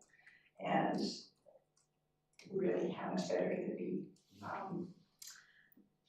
Nothing further to add to that, really. I just hope you'll all support this, and let's get it done. Thank you. I'll put the recommendation. All those in favour, please say aye. Aye. Contrary? Declare that carried. Thank you. Councillor Doody, if we'll be presenting a community award at around 3 o'clock, so if you're in the area, you're most welcome to join us. Thank you, so I do need to get that card. Nice to see you. Thank you. Okay, well, welcome back in, Councillor Fulton. All bad, Tim. Sorry, that was declined. Yeah. Make me sweat. That was approved, so, all right. Thank you. Okay, we're now at 7.7, which is housing bottom line, so, I think it's yourself and Councillor Williams, wasn't it? To do your district plan roles. Thank you. Matt. Afternoon, councillors and Neil. Neil, to answer any questions. Just very briefly talking to this report seeks two things. The first is a decision from you around inserting some new housing bottom lines into our operative district plan, and that's essentially the numbers in which we need to hit for the housing bottom lines. It doesn't actually do anything around giving effect to those numbers. That they come through the separate planning processes. The second bit of this report is actually seeking a delegation to make these changes in the future. The reason for that is that the RMA effectively requires us to insert these numbers into the district plan and do so every time we do a housing capacity assessment, which is every 3 years. So rather than coming to you each time that we have to do this, we're seeking approval just to make those changes. Just to note, that is limited to just making the changes under section 55. So again, nothing that gives effect to the numbers. That'll still be through the planning process. With that, happy to answer any questions. Thank you. Questions or comments? You've got a question, Councillor? Yes, please. Thank you, Matt. In terms of where the growth will be in the district, do you actually work it out based, because we've got quite a large geography, do you actually have a matrix as to where the main growth is? I know looking at the building stats, it's mainly in the eastern portion of the district. Is that going to continue, or how do you map this out, or how do you work out these numbers? Yeah, good question. So the specifics of working out the numbers there's a whole lot that sits behind that I'm not an expert in. In terms of where the growth is going to go, so it's currently subject to the district plan review process. Rough numbers is that there's a mix of intensification, so there's around 30% of the numbers are sort of infill intensification. There's another third which is greenfield development, and traditionally we've had a third of rural development, but that will potentially change with the proposed changes to the minimum size in the rural zone. As we get through the district plan review process and we get recommendations from the hearing commissioners and you consider them as council, you'll be able to see the location of where those growth areas are. We actually do have a map on our website of where the submissions that are seeking growth are and where our future development areas are as well. Thank you. Thank you. Any other questions? So, Councillor Wood.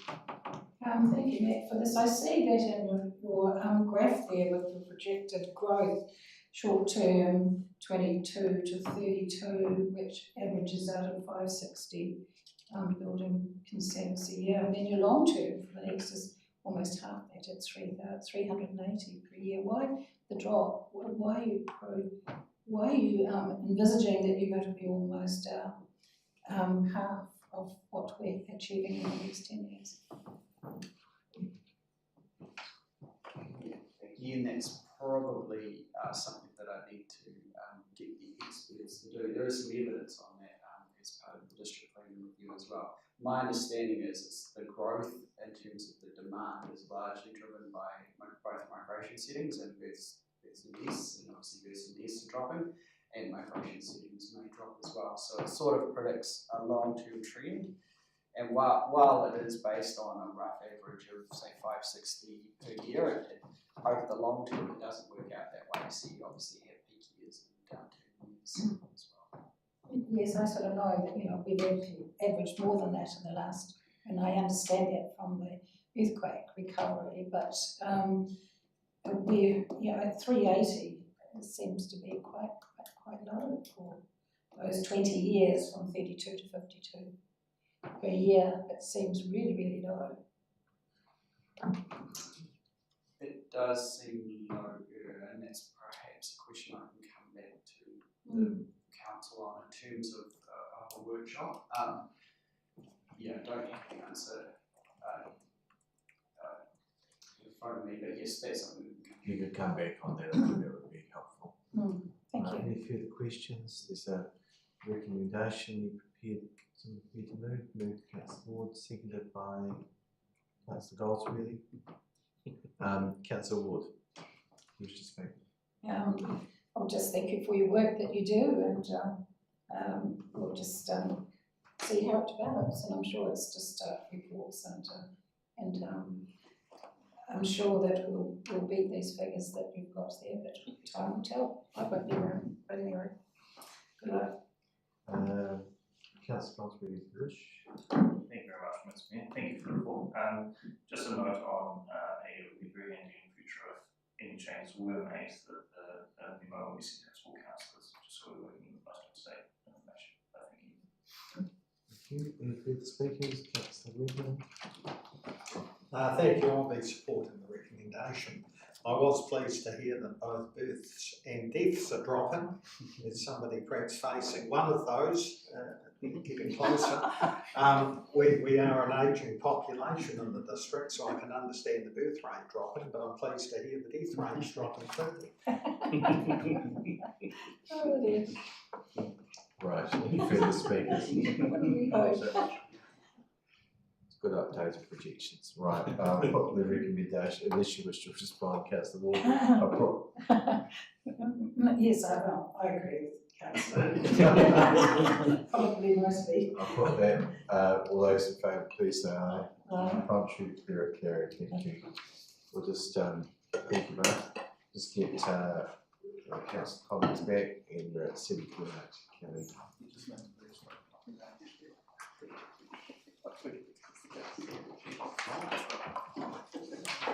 Thank you, Neil. Thank you. Thank you, Kelly.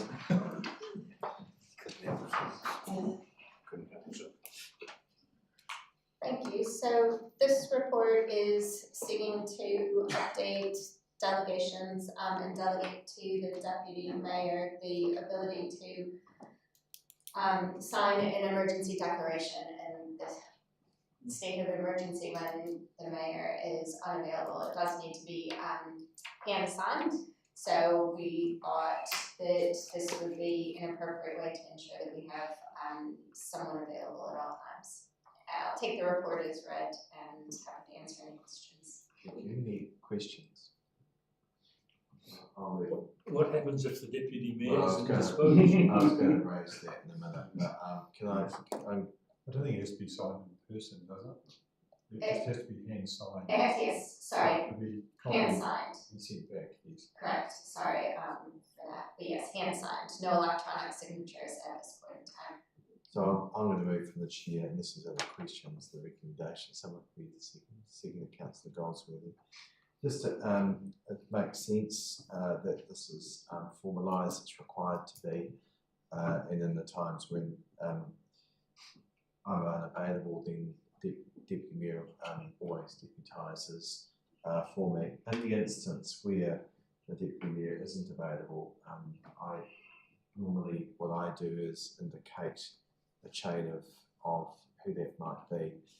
And in this instance, if in an absence which is coming up shortly, then that would be yourself, Councillor Blackie, is the most senior colleague, but I generally do that around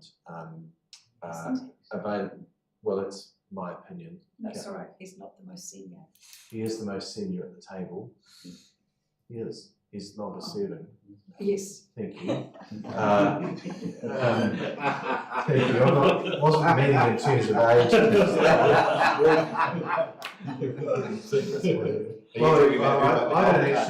I don't actually know his age, so there we are. I've never actually asked that question, so 59. Thank you for clarifying it. And I have in the past with Councillor Bryan, generally sort of a look around colleagues' availability and closeness of being able to get here to it at times. So there's all range of things that I consider, but I make sure staff are always aware of that should the need arise. And it hasn't generally, but sometimes that is the case, and it's appropriate that we have this clear so that there's no ambiguity. Seconder, Councillor Oswald. Completely agree, it's one less thing to worry about in the wheels for. All right, any further speakers? Just to say that all disasters have been cancelled while you're away, Mr. No rain. Excellent. Yeah. All right. I'll unless there's any further speakers, I won't reply to that. I'll put that. All those in favour, please say aye. Contrary, declare that carried. Thank you. All right. So we're at 7.90. Thank you.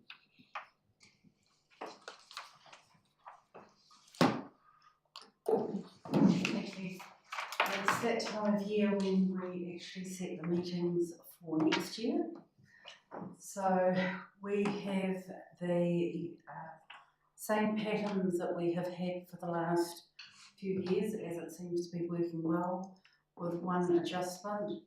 And following a couple of meetings this year that we held in the morning rather than the afternoon, it was thought that members may appreciate a 9 AM start for the main council meeting next year, and in the hope that that finishes in the middle of the day rather than after the sun sets.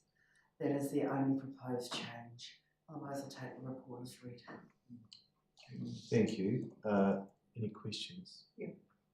Thank you, Councillor Redmond, please. Thank you for your report, Sarah. On page 316 in Milligin, approval to consult on the long-term plan, it states 20th of February 2024, Tuesday. The 25th, well, as well as being 25, but the 20th of February is actually a Thursday. Are we looking at a Tuesday or a Thursday? We will be looking at a Tuesday. That is a minor typo that we apologise for. Right, so it won't be the 20th. No, and that date will be refined as we work through the annual plan workload. Does that have any consequential updates here on the recommendation?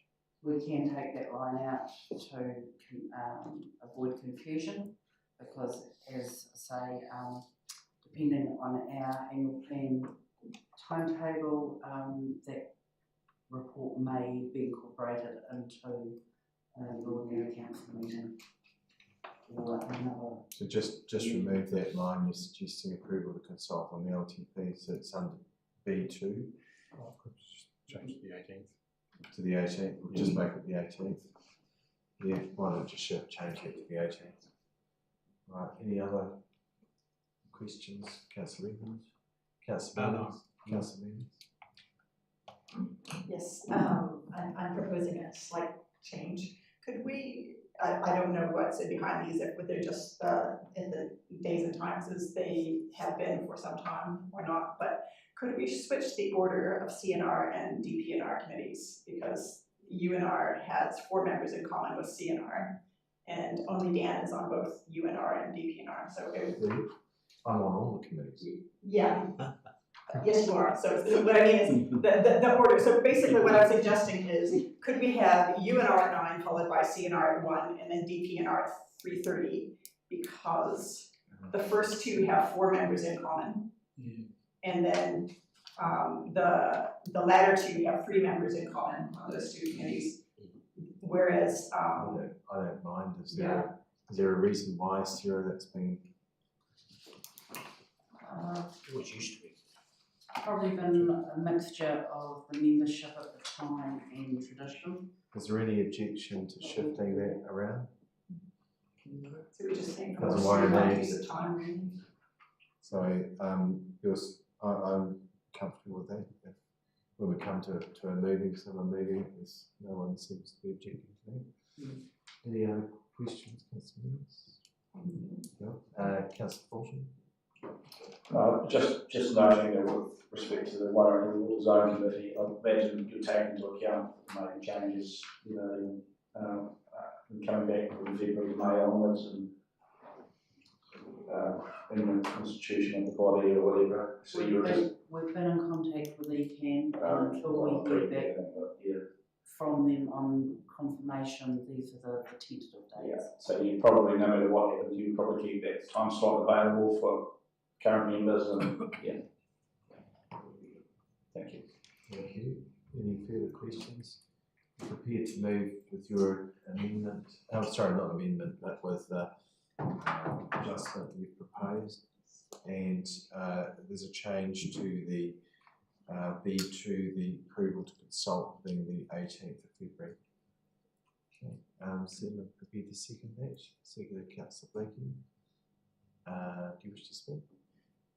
Only just to clarify that as you just said, with that change for the consultation on the long-term plan in B2, and then in C3 and 4, I just swapped those around so that district planning and regulation occurs at 3:30 on Tuesdays, and community and recreation occurs at 1 p.m. on Tuesdays. Because it would be, it's just more efficient use of more streamlined. So good point. Okay. Sigurd, any further speakers?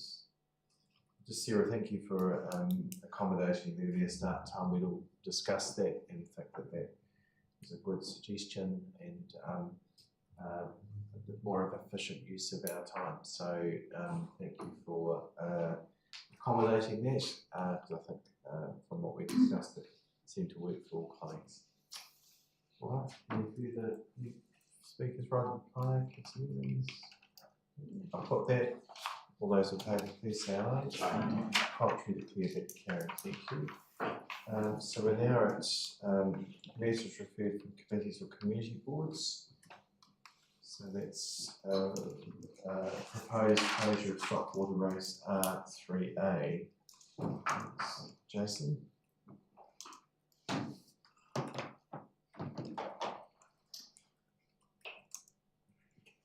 So I'll just say on this, the application has been received to close a Stockwater Race R3A and R3A7 at 1049 and 949 South Air Road.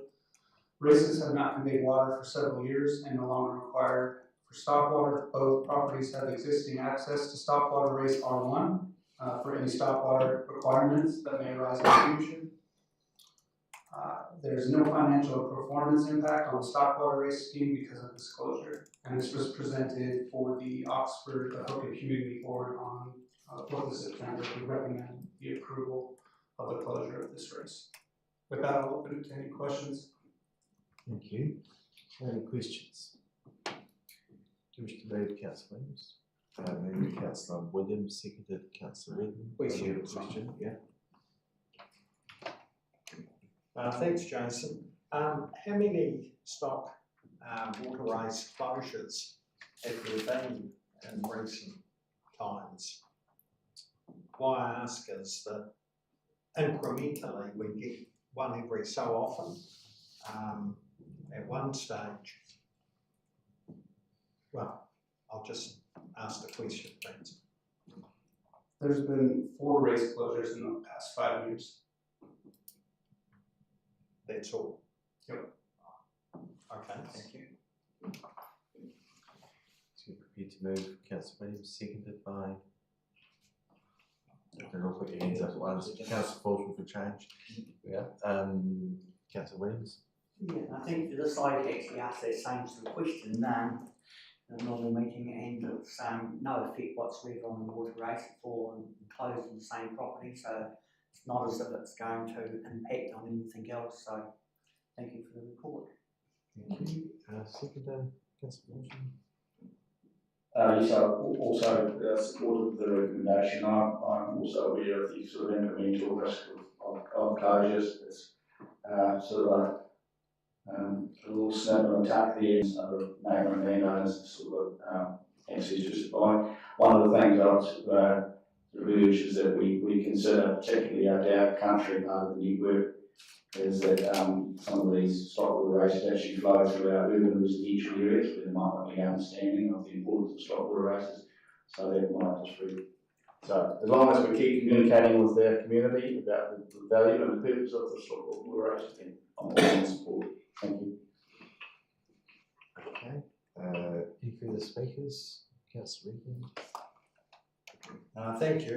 I won't be opposing this recommendation, but I am concerned that we don't want to create a pattern of closures, because although stock water may not be required for stock water, there does seem to be some evidence that it does provide for groundwater recharge and may have some bearing on diluting nitrates. Whether that's proven or not, I'm not too sure, but the evidence that we've had previously is that these stock water races are a natural form of groundwater recharge, which is very important. So although the individual property owner may not require it, it may serve a wider community purpose. Any further speakers? Microphone. After the recommendation, all in favour, please say aye. Aye. Contrary, declare it carried. Next is item 9.1, which is the health, safety and wellbeing report. I'm just happy to this report has been read, just noting that the numbering seems to have gone out on page 330. Probably the 3 to that number that's in there. Okay. Thank you. Any questions of the Chief Executive? There's a recommendation. Councillor Goldsworthy, seconded. Councillor Ward. If you wish to speak, Councillor Goldsworthy. Councillor Ward. Thank you. Any further speakers? I'll put that. All those in favour, please say aye. Aye. Contrary, declare it carried. Got the series. Well, we've got 10 there. Reports for information. We've got none, so here we are. So we've got item 11, committee minutes for information. Someone prepared to move the recommendation. Move. Deputy Mayor, seconded by Councillor Cairns. I'll put that. All those in favour, please say aye. Aye. Contrary, that carries. Next is community board minutes for information. Someone prepared to move. Councillor Williams, thank you. Seconded Councillor Goldsworthy. I'll put those. All those in favour, please say aye. Contrary to that carry. Next is my diary, which is pages 406 to 408. Councillor Fulton did ask me earlier, there was a, on Saturday the 31st, Norm Coote's 50th celebration. It was called a celebration, so that's what the Labour Party called it, but it was it was a celebration of his life. So perhaps we could have added of his life in there, because it was an abbreviated diary appointment, but it was for those who were there, and there were a number there, it was a really nice day. Oh, afternoon. Any questions of Someone prepared to move, you received, Councillor Cairns, seconded Councillor Goldsworthy, you wish to speak? Thank you, no. I'll put the recommendation, all in favour please say aye. Contrary, carried.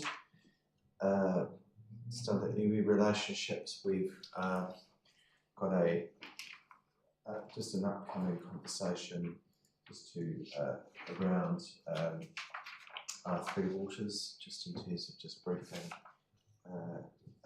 Ngātūriri and also other whenua in the area around just present developments in that space. That's all we can do. There's nothing further. Obviously there's going to be quite a major gathering here, including the Māori Queen coming into the district, so obviously quite a lot happening in that space. Yeah, it's quite nice to also note the, as I did I think the previous section of the new Queen. I don't know a lot about, apart from what I read, it seems to be someone that is starting to make a mark, so we shall see in coming periods of time with the coming visit how that goes. Any questions? Councillor Cairns? Are you being invited to the? I haven't as such, no.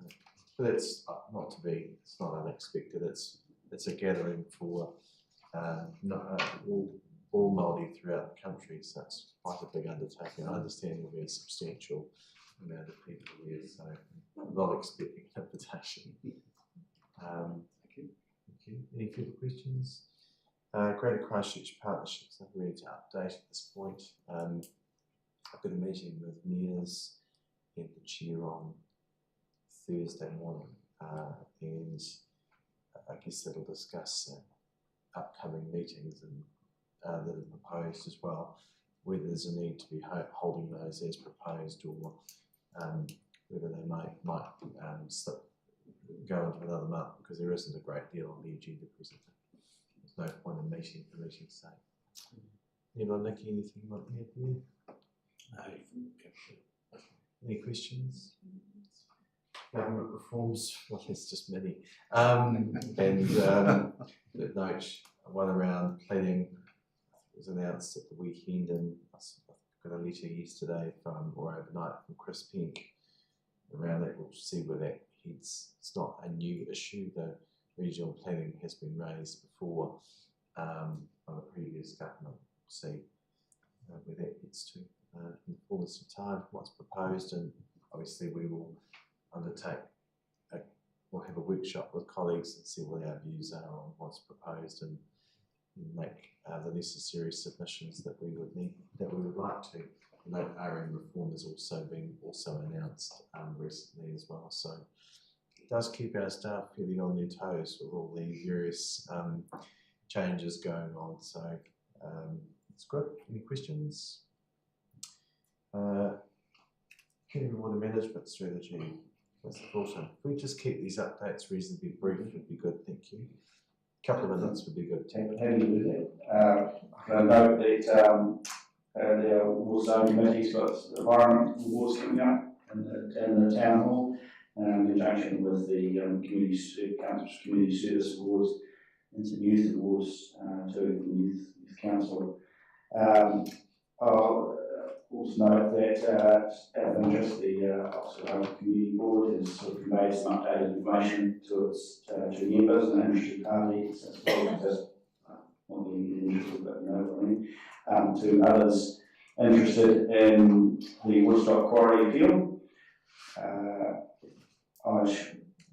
I've also just recently, through my council role, pleased to have been involved with liaising in Oxford landowner owns a substantial amount of mountain beach once more. So I think we were able to link up ECAN with this landowner above Oxford, and yeah, it could be quite an exciting project up there for the person. It's an ex-nursery stock in Mountain Beach come available.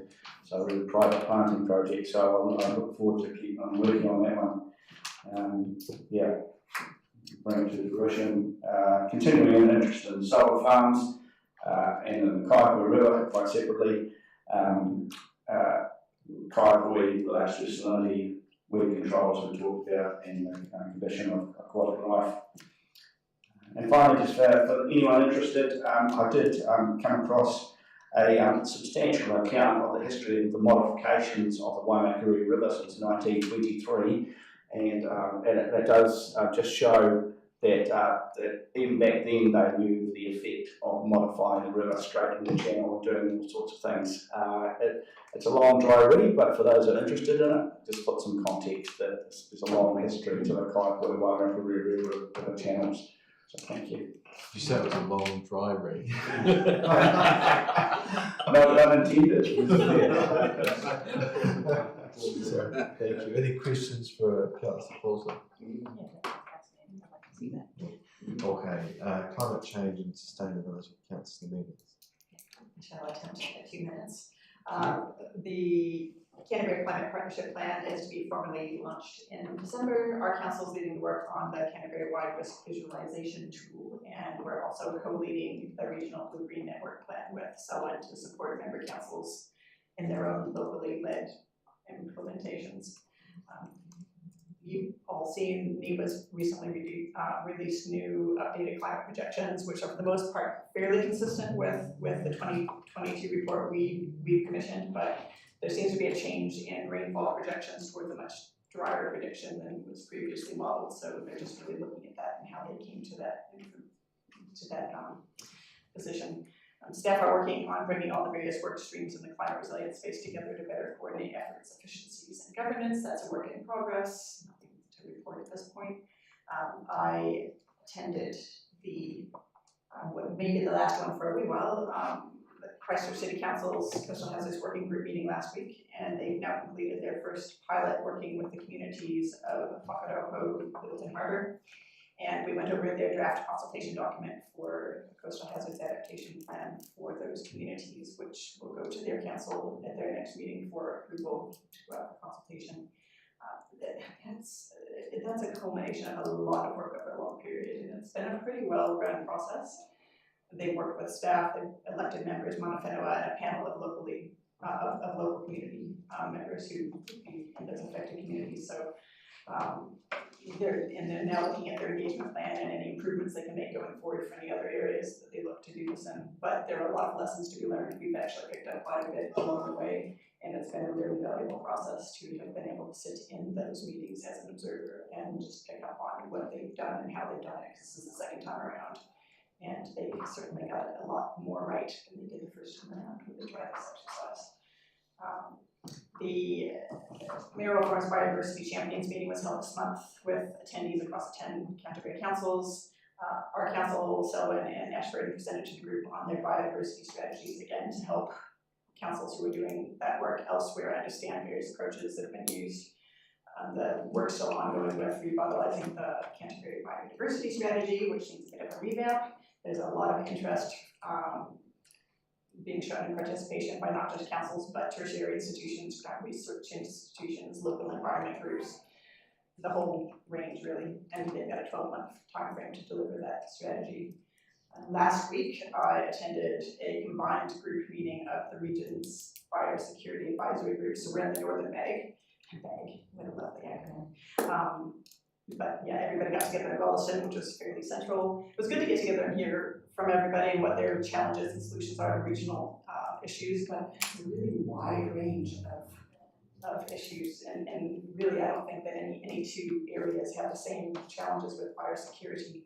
But I will say that the Check, Clean, Dry campaign is going live for the summer to reduce the spread of freshwater pests like Didymo and golden clam, which could be absolutely disastrous if they got into our freshwater. But yeah, 2 minutes. Yeah, and I'll skip over that, but I'm sure you can email colleagues out if there's anything else, Nikki. Yeah, I'll leave it at that. Okay. Any questions of Councillor Meadings? Yeah. 2 minutes. Of course. I'm just trying to keep them because there's a lot of things in there, and I know colleagues do email out in other committees, so I think that's a good process if you can do that, your points as well. All right, thank you, Nikki. We're now going to do a business award for Robin and Vicky. So, thank you. We could welcome Robin and Vicky to come and sit up at the table here with us. Welcome both. Yes, please. Thank you. Court. Sorry? You're being in court. It's obviously not your first time on the job. You want to know what your fine is? Yeah. All right. Well, look. Firstly, can I say welcome, Robin and Vicky, and today it's a pleasure to be able to present to you a business award. So we've prepared a citation for you. So if you're okay with this, I'll read this now before presenting it to you, and then after, if you could please join us for afternoon tea in our committee rooms, would be appreciated. So, so I'll now read the citation. So it's a business award for Robin and Vicky Brown. The recent changing of guard at the New World supermarket in Rangiora has been the first time since 1977 that the Brown family hasn't been at the helm. Robin Brown was born in Christchurch and raised in Belfast in a family of grocers. His great-grandmother first opened a store in Belfast in the late 1800s. This was later inherited by his sons, Robin's grandfather and his brother, and then passed down to their own sons, Robin's father and uncle. Robin met Vicky in Christchurch, a young nurse who was born in Invercargill, where her father was a cheesemaker. Vicky moved to Rangiora when her father bought a bread run in order to have a bit more of a work-life balance from the demands of the cheese industry. Robin, who had never thought about the foray into the grocery industry, probably says because he was raised in it and didn't think it was the life for him, ended up working as a meat inspector in the Belfast Freezing Works, which was Canterbury Frozen Meats. In 1977, the Charles brothers in Rangiora had put up their store on the market, and Robin's parents decided to venture out of the family partnership and go out on their own, purchasing a store in Rangiora. They encouraged Robin to start working in the shop after a couple of years. In 1985, they announced it was time to retire, so Robin and Vicky decided they would take the plunge, move to Rangiora and take over the shop. From 1989, Robin started purchasing shares in the shop from his parents, and by 1995 had become the owner. The same year, the shop underwent its first big renovation and became the only modern-style supermarket in Rangiora. Since that time, Robin and Vicky have seen other supermarkets come and go. At one stage, just prior to the Pack and Save opening, New World employed 250 staff with 140 full-time equivalent. After the opening of Pack and Save, there was an impact on New World, and their staff numbers moved to around 160, where it has now remained steady. New World underwent another major renovation again in 2010. As well as growing the business, the couple were also busy growing their family and are the proud parents of 4 children. With Robin busy with the supermarket, Vicky stepped back from nursing to raise the family and subsequently joining every possible committee, association and board of all and boards and all the activities of the children that they were involved with, in particular North Canterbury Basketball. Vicky was instrumental in getting a paid staff member on the board at North Canterbury Basketball because she realised the administrative demands were too great to expect volunteers to manage. She's also been on the PTA, Plunket and Friends of Hospital Committee. Robin also volunteers his time and has been an active member of Rotary since 1991. His father had been a member of the organisation for many years, retiring the same year that Robin joined. Robin has been the president twice and has been instrumental in supporting and mentoring others coming up through the organisation. Robin's other passion was rugby. He He was one of the key drivers of the amalgamation between Rangiora and Southbrook rugby clubs, and then becoming the first president of the new Saracens club. He was also part of the Rangiora Business Association, which later became the Rangiora Promotions Association. One story he remembers with fondness is when the association decided it would be great to get a sound system installed on High Street in Rangiora. They got a quote and went to the council for a grant, and all was going well until it was suggested it would be a good idea to run the cables and speakers all the way back to the sound system in a building at the top of High Street so they could have the sound up the street. The council quickly vetoed this idea from a health and safety perspective. However, Rex Gibson and Gerald Horton decided it was a good idea and they wouldn't take no for an answer. So they hired a cherry picker, and every night for a week they went out in the wee hours running these cables with the permission of the businesses affected. No one ever noticed, and those cables and sound system remain today, and we won't encourage that from others, but it's an interesting anecdote. In his 29 years as the owner-operator of New World, Robin has always employed firefighters and has financially supported copious community groups and organisations. In particular, he's been a big supporter of the Rangiora Harness Racing Club and Canterbury Jockey Club. He says it's important that his customers could see the money they spent with him was invested back into the community. He says this mantra is one shared with the New World Group. New World owners pay weekly into a fund, and those funds are distributed to various organisations within communities around the South Island. In their time with the supermarket, Robin and Vicky have seen a lot. The earthquakes, for one, saw them incredibly busy. With many supermarkets damaged and forced to close, they became a supply hub not only for this district, but for people all over Canterbury. They also endured a global pandemic which saw supermarket staff become frontline workers. Then there's been the cost of living crises and the pressures on supermarkets with Commerce Commission decisions pending. After much consideration, Robin and Vicky decided to call time on their tenure and enjoy their other passions in life: travel, their children, and some much deserved time out. For Robin and Vicky, Rangiora is their home, and neither of them could imagine living elsewhere. They say they feel very fortunate to have had the opportunity to come to Rangiora, own a business, and be part of this community. They could never imagine leaving.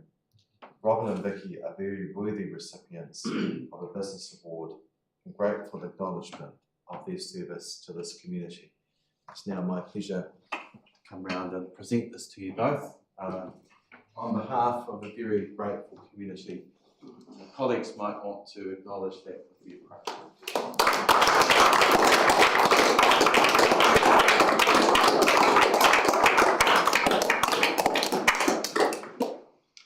And just that citation. I think David's can take a photo.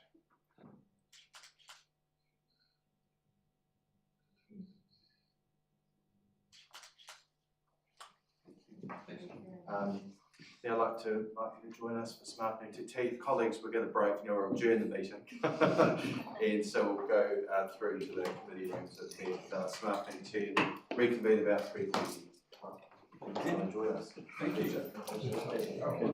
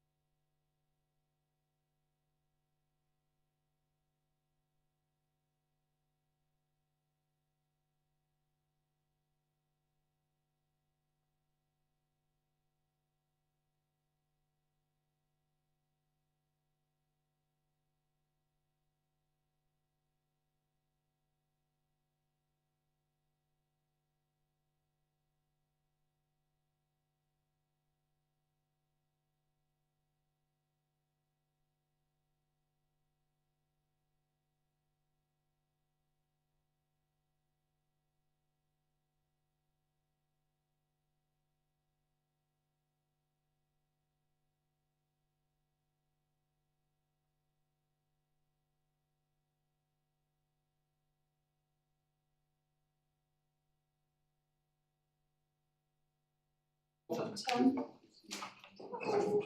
of our captains is missing.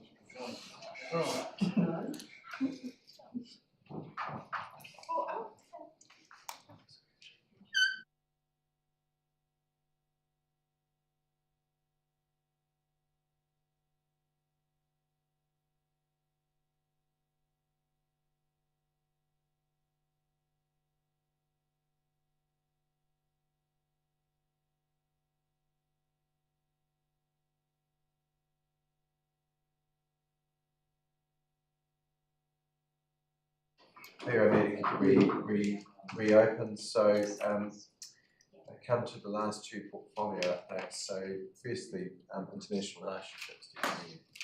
Should be pretty quick. Everybody's going on their